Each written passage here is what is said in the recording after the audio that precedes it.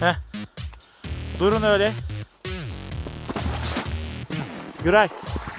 Arkama geç. Hop. Dur lan. Oğlum soldan gidiyor, soldan. Soldan aga. Yavaş Mustafa, hızını düşür. Evet.